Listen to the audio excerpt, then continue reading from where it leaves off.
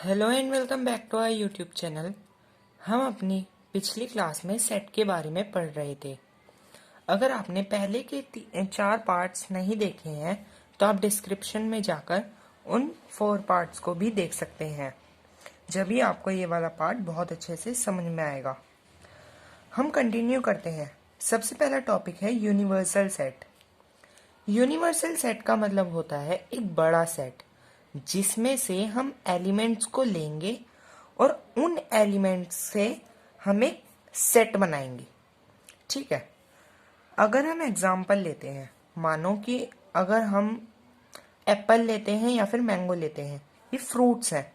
अब जो हमने ये फ्रूट्स लिए हैं, मैंगो और एप्पल, ये हमने एक बड़े सेट में से लिया है और वो बड़ा सेट है फ्रूट। मतलब कि जो हमने एप्पल लिया है वो हमने फ्रूट्स की कैटेगरी में लिया है। जो कैटेगरी होती है वही होता है यूनिवर्सल सेट। एक और एग्जांपल लेते हैं।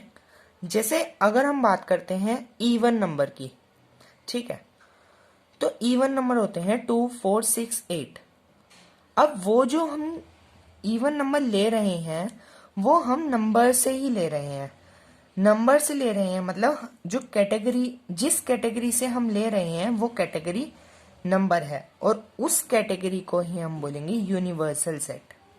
ठीक है, तो यहाँ पे लिखा है यूनिवर्सल सेट एक ऐसा सेट है जिसमें से हम एलिमेंट्स को लेते हैं और उन एलिमेंट्स को लेकर हम एक सेट बना पाते हैं। अब जो हमारा नेक्स्ट टॉपिक है वो है वेन डायग्राम। वेन डायग्राम कुछ नहीं है, ये एक ऐसा डायग्राम है जिसकी मदद से हम सेट को रिप्रेजेंट कर पाते हैं। ठीक है, इसका मतलब जो अगर हमें सेट लेना है तो अगर हम सेट को रिप्रेजेंट करना चाहते हैं तो हमें यूनिवर्सल सेट भी दिखाना है। तो जो वेन डायग्राम है वो 2 चीजों से बनता है, एक सर्कल से ड्रॉ होता है और एक उसमें हमें स्क्वायर या फिर रेक्टेंगल की जरूरत होती है। देखो, ये एक वेन डायग्राम का एग्जाम्पल है। इसकी मदद से समझते हैं कि वेन डायग्राम क्या होता है। ये जो रेक्टेंगल है ये हमारे यूनिवर्सल सेट को दिखा रहा है। ये जो सर्कल है ये हमारे सेट को दिखा रहा है। अगर हम मानो ये एक सर्कल है, ये एक सेट है, हम इसमें एलिमेंट्स डालते हैं 1, 2, 3, 4, 5। ठीक है, हमने इसमें एलिमेंट डाले 1, 2, 3, 4 और 5।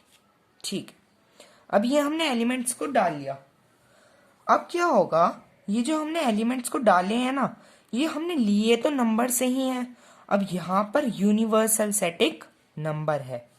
नंबर से हमने कुछ एलिमेंट्स लिए और जो एलिमेंट्स लिए उनसे हमने एक सेट बना दिया। ठीक है, अब हम वेन डायग्राम्स को समझेंगे और इनके कुछ क्वेश्चंस करेंगे। जब भी हम वेन डायग्राम बनाते हैं, पहली बात यूनिवर्सल सेट होना बहुत जरूरी है।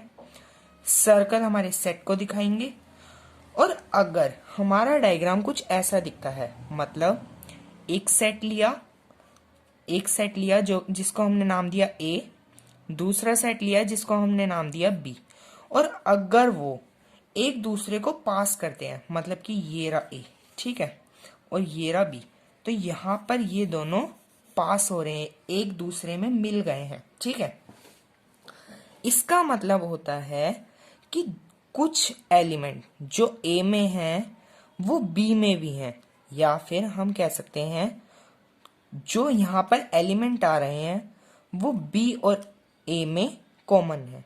ठीक है, अगर नहीं समझ में आया हम इस चीज को एग्जाम्पल से समझते हैं। यहाँ पर मानो हमने सेट लिया A, उसमें हमने एलिमेंट्स को डाला 1, 2, 3, 4 और 5। ठीक है, फिर हमने एक और सेट लिया जिसको हमने नाम दिया B, 7, 3, 4, 9, 8। ठीक है, अब क्या होगा, A में 1, 2, 3, 4 और 5 है। ठीक है, हम लिख लेते हैं 1, 2, 3, 4 और 5, और इसमें है 7, 3, 4, 9, 8। इनमें A और B में 3 हमारा कॉमन है। इसका मतलब यहाँ पर जो कॉमन आया है, और 4 भी हमारा कॉमन है, तो जो ये कॉमन आए हैं ना, ये यहाँ पर लिखे जाएंगे।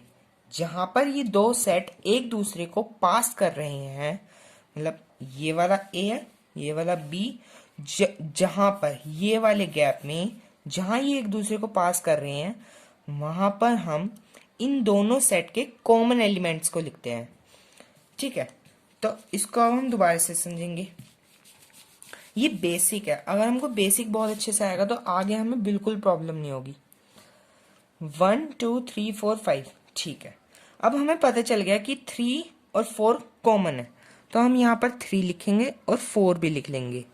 3 और 4 ये हमारा कॉमन हो गया। जो ए में है, ए में क्या बचा, 1 2 और 5, ठीक है, तो यहाँ पर लिख देंगे 1 2 5। बी में क्या बचा, 7 9 8, यहाँ पर लिखेंगे 7 9 और 8, ठीक है। मतलब कि 3 और 4 वो एलिमेंट हैं जो दोनों में कॉमन आ रहे हैं। 1 2 5 सिर्फ ए में है, वो बी में नहीं है, मतलब कि सिर्फ बी में। देखो ये वाला जो पोर्शन है, ये सिर्फ ए को दिखा रहा है, मतलब बी नहीं है इसमें, सिर्फ ए के एलिमेंट है। तो जो ए में है वो है 1 2 और 5। अब आते हैं हम बी पर। ये वाला एरिया जहां पर हमने ये बनाया है, ये वाला एरिया, सिर्फ ये वाला एरिया बी को दिखा रहा है, ठीक है, इतना हुआ क्लियर। और इसमें सिर्फ आएगा 7 9 और 8, क्योंकि वो ए में नहीं है। तो ये हो गया, ये वाला एरिया हमारा सिर्फ बी को दिखाता है। अब बात करते हैं हम ये वाले एरिया की, ये वाले एरिया की। इसका मतलब जो एलिमेंट दोनों में कॉमन है वो इसके बीच में आते हैं, ठीक है। अब हम आते हैं अपने नेक्स्ट वाले क्वेश्चन पर।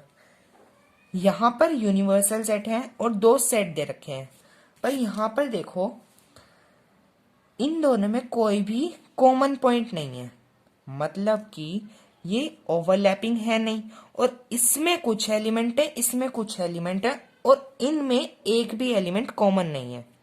क्योंकि अगर एलिमेंट कॉमन होते तो ये कुछ ऐसे होता, ठीक है। अब ये हमें कुछ ऐसे दिया, ए अलग बी अलग, इसका मतलब एक भी एलिमेंट कॉमन नहीं है, ठीक है। अब जो हमारा नेक्स्ट है वो हमारा ये वाला डायग्राम है। इस वीडियो में हम सिर्फ वेन डायग्राम्स को समझेंगे और फिर हम क्वेश्चंस को देखेंगे। अब ये है, यहाँ पर यूनिवर्सल सेट आ गया, ठीक है। यहाँ पर हमको एक ए दिखाया है, फिर हमको एक बी वाला सेट दिखाया, ठीक है, ठीक है। इस वाले डायग्राम में इसका मतलब है जो बी है वो ए का प्रॉपर सबसेट है। अब हमने पिछली वाली वीडियो में पूरे अच्छे से जाना था कि प्रॉपर सबसेट क्या होता है, ठीक है। इसका मतलब ये वाला डायग्राम हमें ये दिखाना चाह रहा है जो बी में एलिमेंट्स हैं वो ए में भी हैं, मतलब कि ए बड़ा एलिमेंट, बी बड़ा एलिमेंट, बी छोटा वाला सेट, ए बड़ा सेट, बी छोटा सेट, जितने भी बी के एलिमेंट हैं वो ए में भी हैं। इस पूरे डायग्राम का मतलब ये है, क्योंकि बी जो है वो ए में समा चुका है, ठीक है, बी जो है वो ए में आ चुका है। इसके कारण इसका मतलब जो बी में एलिमेंट हैं वो हमारे ए में भी हैं। और अगर ये दे दें B is a proper subset of A, तो हमें पता है कि हमें ये वाला डायग्राम बनाना है। पहले हम ए बनाएंगे, फिर हम उसका प्रॉपर सबसेट बनाएंगे, प्रॉपर सबसेट हम उसके अंदर बनाएंगे, क्योंकि बी के जो एलिमेंट हैं वो ए में पक्का है, ठीक है। जो हमारा नेक्स्ट है वो हमारा ये वाला है, ये भी वेन डायग्राम को दिखाएगा। यहां पर लिखा है ए एंड बी।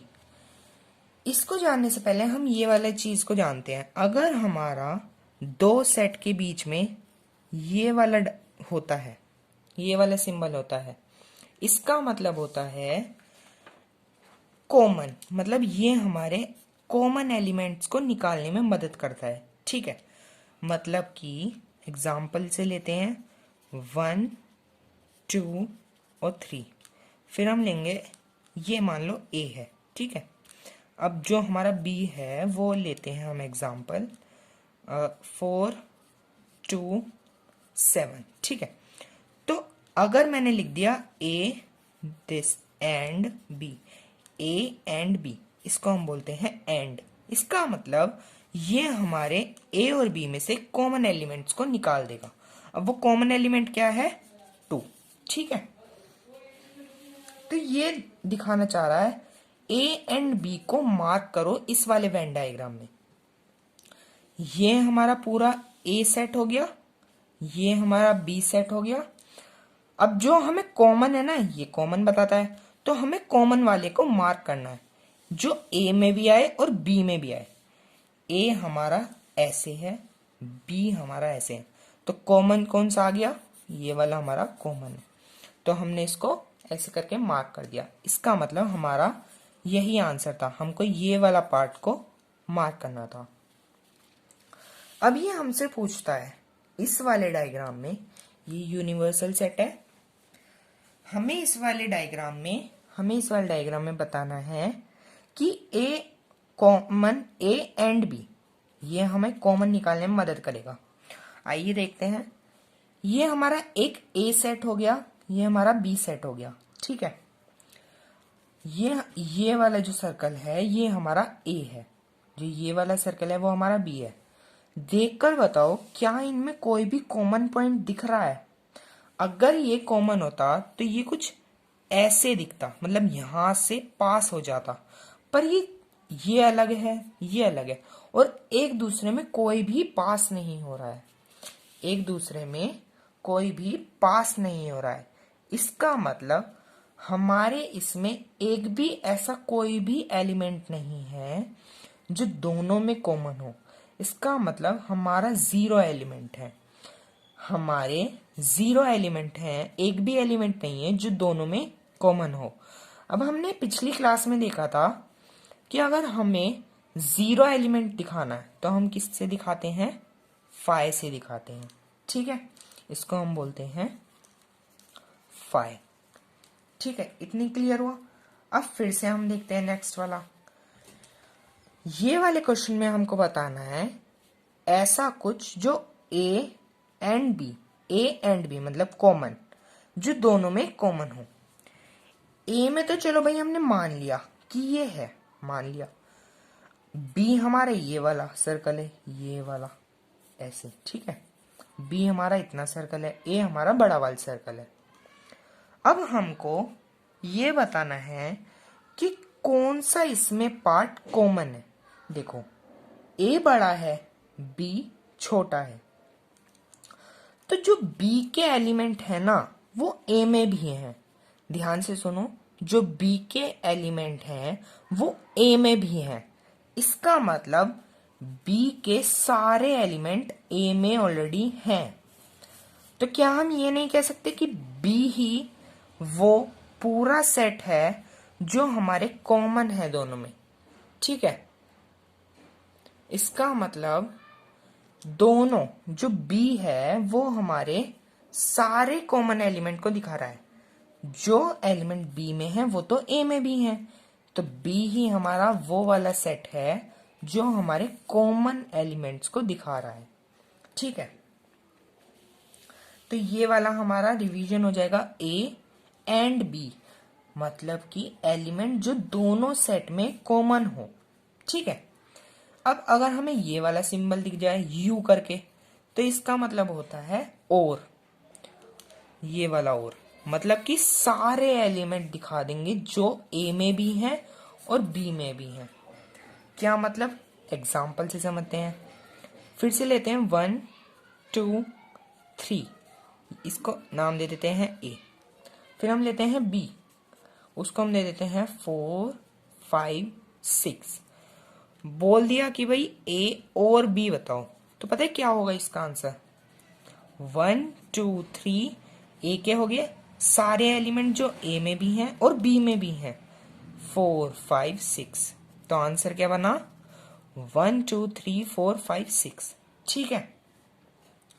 अब जो नेक्स्ट कंसेप्ट आएगा वो है माइनस का। एक सेट में से दूसरे सेट को सब्ट्रैक्ट करना है, माइनस करना है। ठीक है, तो देखते हैं। अगर मानो हमें दिया है a माइनस बी, इसका क्या मतलब है? ध्यान से सुनना।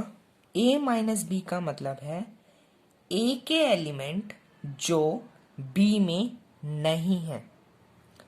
a के एलिमेंट जो b में नहीं है। ठीक है, हमेशा हमें बड़े में से छोटा माइनस करना होता है। ठीक है, तो फिर से हम एग्जांपल लेंगे। 1 नहीं, इस बार दूसरा लेते हैं। 3 7 11। ठीक है, इसको नाम दे देंगे हम a। फिर हम लेते हैं 7 और 11, फिर हम एक और लेते हैं 8। ठीक है, इसको हम नाम दे देते हैं b। इतना समझ में आया? पहले हम देखते हैं हमें किस में से किसको माइनस करना है।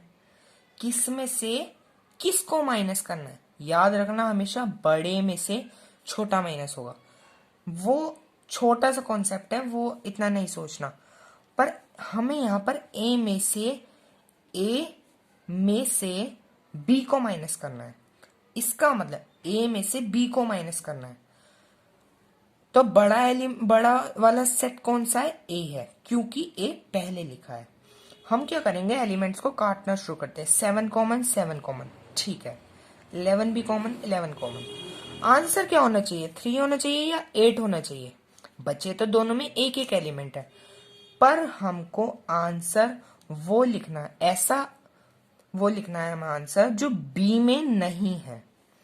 ए में 3 है, बी में 3 नहीं है, तो हमारा जो आंसर है वो हमारा आंसर है 3। क्योंकि हमें ऐसे एलिमेंट की तलाश थी जो ए में है पर बी में नहीं है। फिर से हम सेम एग्जांपल लेंगे। एग्जांपल 3 7 11, फिर से 7 11 8। इतना समझ में आया? 7 11 8। बी में से ए को माइनस करना है। बी में से ए को माइनस करना है। ये हो गया ए, ये हो गया बी। ठीक है, बड़े में से छोटे को माइनस करना है। कॉमन काटो, 7 7 गया, 11 11 गया। क्या इस बार आंसर 3 होगा या 8 होगा? इस बार आंसर हमारा 8 होना चाहिए, क्योंकि हमें स्टेटमेंट को ध्यान रखना है। ऐसा एलिमेंट जो बी में है पर ए में नहीं है, बी में है पर ए में नहीं है। तो 8 एक ऐसा एलिमेंट है, 8 एक ऐसा एलिमेंट है जो बी में है पर ए में नहीं है। ठीक है, जो हमारा नेक्स्ट आता है वो हम इससे ही रिलेटेड सारे क्वेश्चंस करेंगे। a माइनस बी, क्या मतलब a माइनस बी का? a माइनस बी का मतलब है ऐसे एलिमेंट्स जो a में है पर b में नहीं है। a में है, b में नहीं है। तो आइए देखते हैं। a हमारा ये वाले सेट को दिखा रहा है, b हमारे ये वाले सेट को दिखा रहा है। ये दोनों हो गए कॉमन। a को लेते हैं, पूरे हम a वाले सर्कल को पकड़ते हैं। ये हमने a ले लिया, ठीक है, a ले लिया। पर देखो, जो ये वाला पार्ट है इसमें तो b भी आ रहा है। हमें b को कंसीडर ही नहीं करना, हमें तो वो वाले एलिमेंट लेने हैं जो a में है पर b में नहीं है। ठीक है, तो हमने a लिया, मतलब ये वाला पूरा सर्कल लिया, पर देखा कि भाई इतना पार्ट, ये वाला पार्ट तो b में भी है। तो हम क्या करेंगे, इस वाले पार्ट को एक्सक्लूड कर देंगे, हटा देंगे। हम सिर्फ वो वाले पार्ट लेंगे जो a है, b का उसमें नामो निशान नहीं है। मतलब हमें b की जरूरत ही नहीं है, तो हम b को लेंगे ही नहीं। a लिया, हमने देखा कि भाई इस वाले पार्ट में तो हमारा b भी आ रहा है, हमने b को काटा और फिर हमने अपना आंसर लगाया ऐसे करके, मतलब हमारा ये वाला वो एरिया है जो सिर्फ ए में है, बी में इस वाले पार्ट का नामो निशान भी नहीं है। तो हमारा बी सिर्फ इतना है और ए हमारा इतना है, सिर्फ ए, सिर्फ ए। अगर ओनली ए की बात करें, मतलब सिर्फ ए की, तो वो हमारा ये वाला पार्ट है, ये वाला, ठीक है। अगर कॉमन की बात करते तो हम ये वाला ले लेते, पर हमें लेना है सिर्फ ए, ओनली ए, ऐसे एलिमेंट जो ए में है पर बी में नहीं है। अब बी में नहीं है, इसका मतलब हमें बी का नाम निशान भी नहीं चाहिए, तो हम आंसर लेंगे अपना ये वाला, सिर्फ ए, ठीक है। ये जो नेक्स्ट क्वेश्चन है ये कहता है a माइनस बी, ऐसे एलिमेंट्स जो a में है और b में नहीं है। b तो ये रहा, हमें b चाहिए ही नहीं। देखो, जो माइनस के इधर वाली साइड आते हैं ना, अपनी राइट साइड पे, माइनस के इधर वाले, जैसे माइनस के राइट साइड पर b है, तो हम उसको लेंगे ही नहीं, हटाओ उसको साइड में, हम सिर्फ अपने लेफ्ट वाली साइड का लेंगे। तो लेफ्ट वाले में मार्क कर दो, ये हमारा a है। इसने यही तो बोला है ए को मार्क करना है और बी को हमें लेना ही नहीं है, तो इसको हम ऐसे ऐसे करके ए को पूरा मार्क कर देंगे, पूरा इसको अच्छे से शेड करेंगे, तो फिर हमारा आंसर बन जाएगा। तो ये हो जाएगा a minus B. A minus B का मतलब है b को हमने लेना नहीं है और ए को हमें मार्क करना है, ठीक है। नेक्स्ट वाले पे आ जाते हैं, b माइनस ए। ये थोड़ा सा अच्छा क्वेश्चन लगेगा। b माइनस ए का मतलब है a नहीं होना चाहिए, b होना चाहिए। a हमारा इतना है, अंदर वाला सर्कल, ये वाला सर्कल, a हमारा ये है, ठीक है। ये हमें नहीं लेना, इसमें तो हम देखेंगे भी नहीं, क्योंकि ये आ रहा है हमारा राइट साइड पे। इतना समझ में आया? इसका मतलब हमें a वाला तो चाहिए भी नहीं बिल्कुल भी, तो हम a को काट देंगे, खत्म।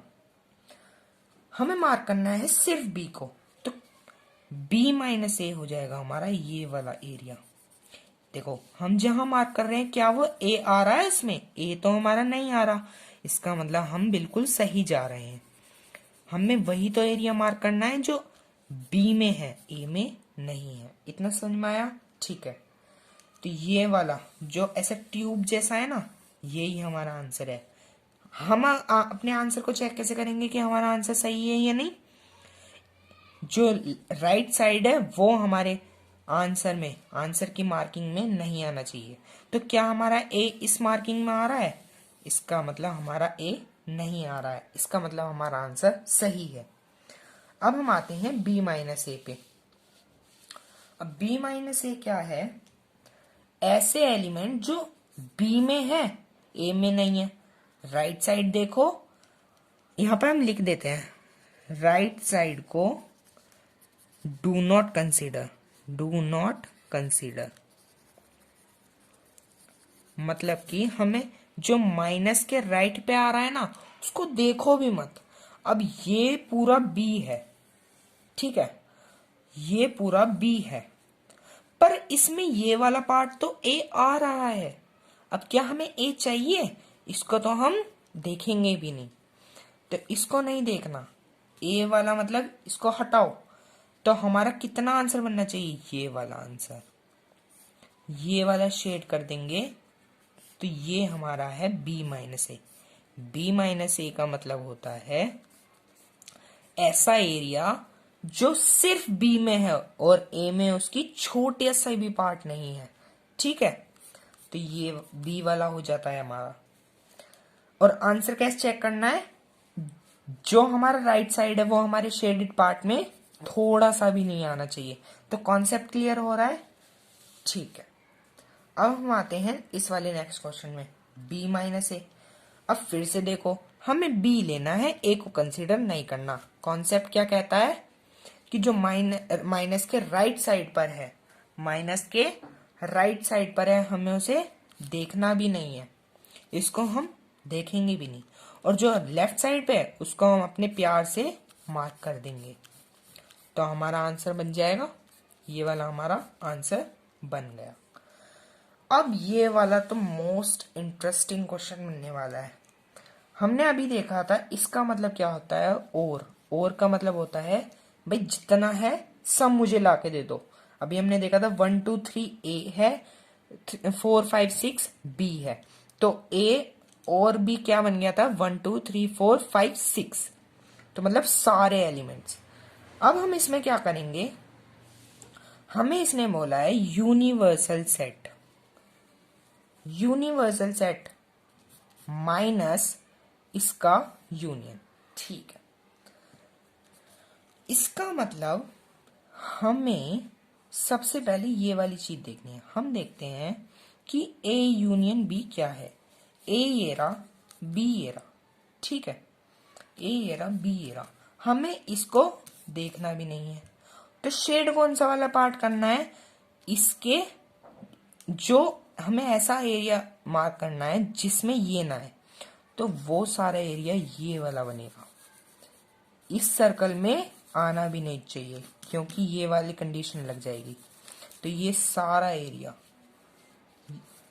यूनिवर्सल सेट माइनस ए और बी है, ये वाला, ठीक है।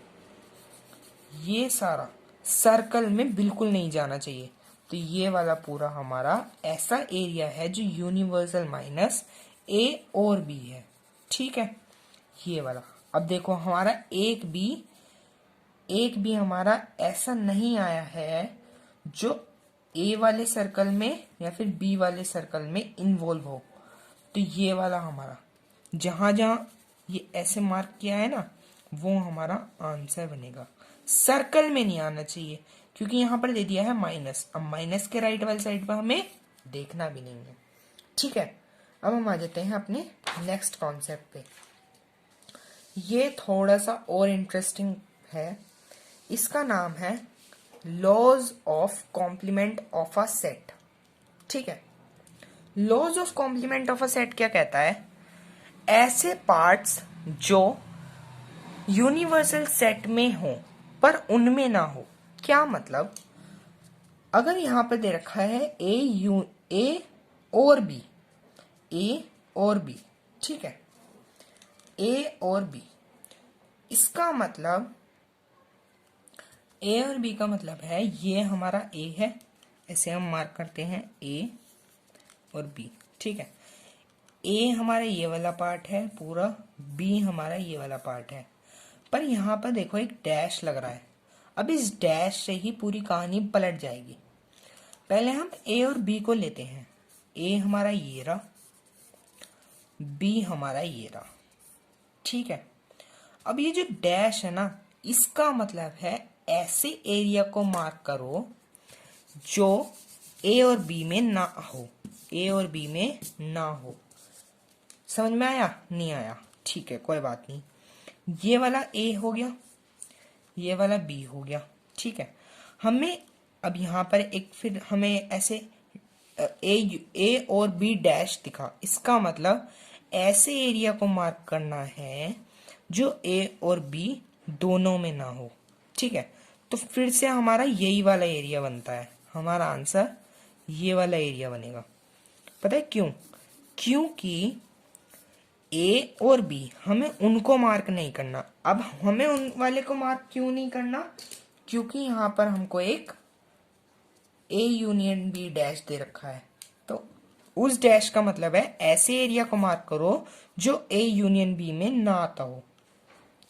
ए और बी, ए और बी, यूनियन बोला उसके लिए सॉरी, ए और बी बोला गया है, ठीक है। ए और बी, ये वाला हमारा ए है, ये वाला हमारा बी है, तो हमें तो ऐसे एरिया को मार्क करना है जो इन दोनों में ही ना आता हो, ठीक है। तो ये हमारा यूनिवर्सल सेट पूरा हो जाएगा मार्क, हमारा बाहर का पूरा एरिया आंसर है। फिर यहां पर बोला गया है हमको A and B dash, A and B का डैश। पहले हम देख लेते हैं ए एंड बी का डैश का मतलब क्या है। ए बी, और ये हमें क्या निकालने में मदद करता है, common. A and B, A and B, and मतलब कॉमन, तो ये वाला पार्ट है हमारा कॉमन। अब हमें सिर्फ इस वाले पार्ट को मार्क नहीं करना, हमें इस वाले पार्ट को मार्क नहीं करना। क्यों नहीं करना? क्योंकि यहाँ पर हमें डैश दे दिया है, ए एंड बी डैश। ठीक है, तो यहाँ पर क्वेश्चन बनता है क्या हम ये वाले पार्ट को मार्क करें, ये वाला ए और ये वाला बी, क्या हम इसको मार्क करें? जी हाँ, हम यहाँ पर इस वाले क्वेश्चन आंसर में इन वाले पार्ट्स को भी मार्क करेंगे, क्योंकि यहाँ पर बात सिर्फ इस वाले एरिया की जा रही है, A union A and B. इसका मतलब हमें सिर्फ ये वाले पार्ट को छोड़ देना है। छोड़ना क्यों है? क्योंकि यहाँ पर डैश है। यहाँ पर जो डैश वाले होते हैं ना, इनको ही हम बोलते हैं कॉम्प्लीमेंट्स ऑफ सेट। तो हमारा आंसर कुछ ये वाला बनेगा। हम ये पूरा मार्क करेंगे, सिर्फ इस वाले पार्ट को हम छोड़ देंगे, ये कुछ ऐसा बन जाएगा। ठीक है, ये वाला इस वाले पार्ट को हमें छोड़ना है। समझ में आया? एक और बार बताते हैं, A and B, A and B, A और बी में जो कॉमन हो उसको हमको छोड़ देना है, क्योंकि यहाँ पर डैश है। नेक्स्ट पे आते हैं, A dash and B, A dash sorry और डैश और बी डैश, ए डैश और बी डैश, ए डैश और बी डैश। समझते हैं, ए डैश का मतलब है ये, ए डैश और बी डैश। अब यहाँ पर हमें ए डैश दिया, इसका मतलब हमें अभी हमको सिर्फ ये समझ में आ रहा है कि अगर हमें ए डैश दिया होता तो हम इस वाले पार्ट को, इतने पार्ट को हम मार्क नहीं करते। पर हम आगे चलते हैं और क्वेश्चन को पढ़ते हैं। ए और बी, और का मतलब दोनों। ठीक है, ए और बी, तो ए और बी। अब हम बी पे चलते हैं। अगर हमें बी डैश दिया होता तो हम बाकी सबको मार्क करते, सिर्फ इस वाले पार्ट को छोड़ देते। पर यहाँ पर अब हमारी पूरी कहानी ही बदल जाएगी, क्योंकि ए डैश और बी डैश हमें इनको भी मार्क करना होगा, क्योंकि इस डैश का मतलब है कि हमें इसके विपरीत चलना है, जो हमें समझ में आ रहा है ना उसके उल्टा चलना है। ठीक है, तो पहले हम सोच रहे थे अगर हमें ए डैश देते तो हम ये वाला पार्ट छोड़ देते और फिर बाकी सारा हम मार्क कर देते, और या फिर अगर हमको बी डैश देते तो हम इतने वाले पार्ट को छोड़ते और बाकी सब मार्क कर देते। पर अब हमें दिया है और, अब हमें इन दोनों को मार्क करना है और फिर से हमको ये वाले पार्ट को छोड़ना पड़ेगा। तो फिर से हमारा आंसर इसकी तरह बन जाएगा, ये वाला आंसर हमारा फिर से इसकी तरह बन जाएगा, क्योंकि ए डैश इसको हम सोचे थे मार्क नहीं करना, पर जब आगे चले तो हमें पता चला हमें ये वाला मार्क भी करना है। जब हमारा ये वाला आया बी डैश, हमें पता चला कि हमें ये वाला मार्क नहीं करना, पर जब हमने पूरा क्वेश्चन पढ़ा तो हमें आया ए dash B dash, A dash और बी डैश। तो अब हमारा आंसर ये बनेगा। हम पूरे को मार्क करेंगे और ये वाले पार्ट को अब हम छोड़ देंगे। तो सेम पहले जैसा आंसर है जो अभी हमने थोड़ी सी देर पहले किया था। तो ये वाला हमारा, इस वाले पार्ट को छोड़ देना है सिर्फ, बाकी हमारा सब मार्क होएगा। ये सिर्फ कॉन्सेप्ट्स हैं और इन कॉन्सेप्ट को अगर हम बार बार समझेंगे तो इसकी मदद से हमारे जो क्वेश्चंस हैं वो इतने ज्यादा इजी तरीके से होंगे कि हमें कुछ डिफिकल्टी नहीं लगेगी। अब जो ये वाला क्वेश्चन है, यहाँ पर ये लिखा है ए डैश यूनियन बी डैश। क्या मतलब, हमें जब हम मार्क करने जाएंगे तो हमें ए को मार्क नहीं करना। आगे चले क्वेश्चन में तो हमें पता चला बी डैश, हमें इसको भी मार्क करना नहीं है, हमें ए डैश और बी डैश दोनों को मार्क नहीं करना।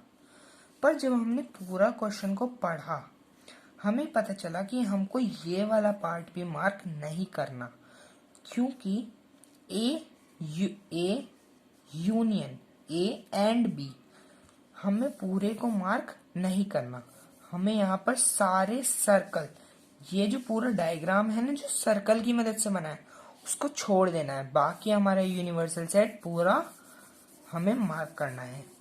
ठीक है, तो ये वाला पूरा पार्ट हमारा आंसर बन जाएगा।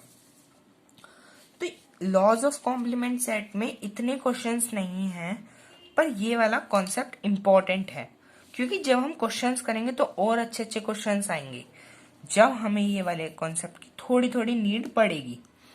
अब जो हमारा ये वाला क्वेश्चन है, आप इस वाले क्वेश्चन को ट्राई करो खुद से और इसका आंसर पता कर